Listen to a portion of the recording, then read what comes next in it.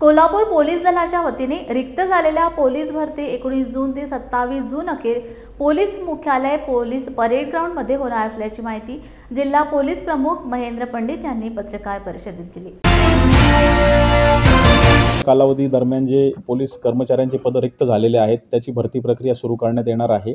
यामध्ये 154 पोलीस शिपाई पद रिक्त आहेत आणि 59 चालक पोलीस शिपाई हे पद रिक्त आहेत। त्याची भरती प्रक्रिया आणि मैदानी चाचणी ही 19 जून पासून सुरू होते आहे। एकूण पोलीस शिपाई भरती प्रक्रियेसाठी 6777 उमेदवारांनी अर्ज सादर केलेले आहेत आणि चालक पोलीस शिपाई या कॅटेगरीमध्ये 4668 असे एकूण 11445 अर्ज या भरती प्रक्रियेसाठी उमेदवारांनी सादर केलेले आहेत। दर दिवशी साधारण 1400 उमेदवारांना बोलवण्याचं नियोजन जिल्हा पोलीस दलातर्फे करण्यात आलेलं आहे। दररोज 1400 उमेदवारांची कागदपत्र तपासणी असेल, छाती उंची मोजणं असेल आणि जो मैदानी चाचणीसाठी पात्र ठरला त्या उमेदवाराची मैदानी चाचणी ही केली जाईल। पोलीस मुख्यालय परेड ग्राउंड कसबा बावडा या ठिकाणी या मैदानी चाचणीचं आयोजन केलेलं आहे। त्याचबरोबर सदर मैदानी चाचणीच्या ठिकाणी संपूर्ण परिसर हा CCTV निगराणीखाली ठेवण्यात आलेला आहे। उमेदवारांसाठी फेस रेकॉग्निशन कॅमेऱ्याची व्यवस्था केलेली आहे।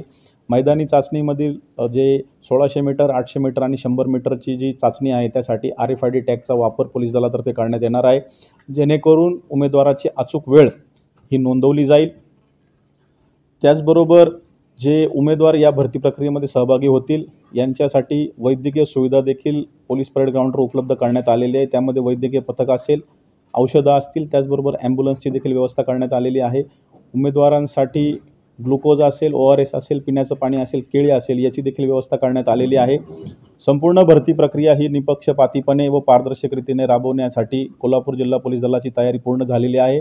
याची रंगीत तालिमीचं देखील आयोजन उद्या पोलीस परेड ग्राउंडवर करण्यात आलेलं आहे।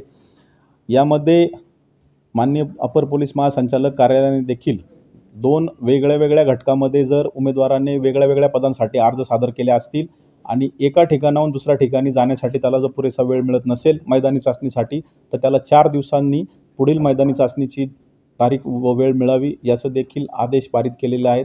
ते देखील आम्ही आता आपल्या माध्यमातून उमेदवारांना सांगतोय।